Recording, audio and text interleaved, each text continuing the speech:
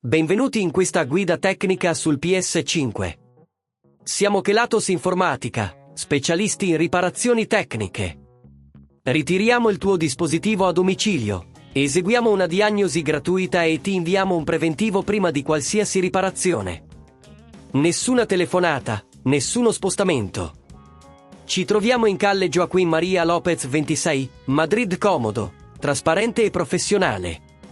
Link nella descrizione.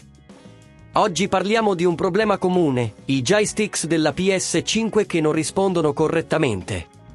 Questo può succedere per vari motivi, come l'usura dei componenti interni o la presenza di polvere e sporcizia. Se non intervieni tempestivamente, potresti trovarti a dover sostituire l'intero controller, con un costo ben più alto rispetto a una semplice riparazione. Per questa riparazione avremo bisogno di alcuni strumenti: un cacciavite a stella, un cacciavite a croce, una pinza, della pasta termica e ovviamente i nuovi joystick magnetici da installare. Ora, iniziamo con la riparazione passo dopo passo. Prima di tutto, assicurati di spegnere la PS5 e scollegare tutti i cavi. Procedi a rimuovere le viti che si trovano sul retro del controller utilizzando il cacciavite a stella. Fai attenzione a non forzare le viti, che potrebbero danneggiarsi. Una volta rimosse, utilizza il cacciavite a croce per staccare delicatamente il pannello frontale del controller, facendo leva con attenzione per non rompere i ganci che lo tengono in posizione. Una volta aperto, potrai vedere i joystick. Identifica quale joystick non risponde e verifica se ci sono segni di usura o danni.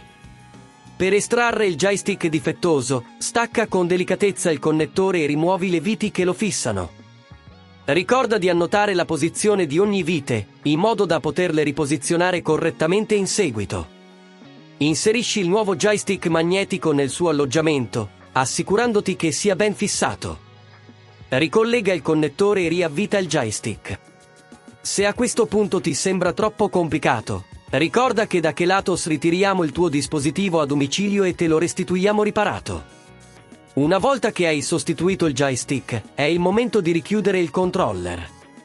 Rimetti il pannello frontale in posizione e riavvita tutto, prestando attenzione a non stringere troppo le viti, per evitare di danneggiare il dispositivo. Infine, riaccendi la PS5 e verifica che i nuovi joystick funzionino correttamente. Se non vuoi rischiare di danneggiare il tuo dispositivo, da Kelatos lo ritiriamo, lo ripariamo e lo riconsegniamo a domicilio in tutta Italia. Link nella descrizione.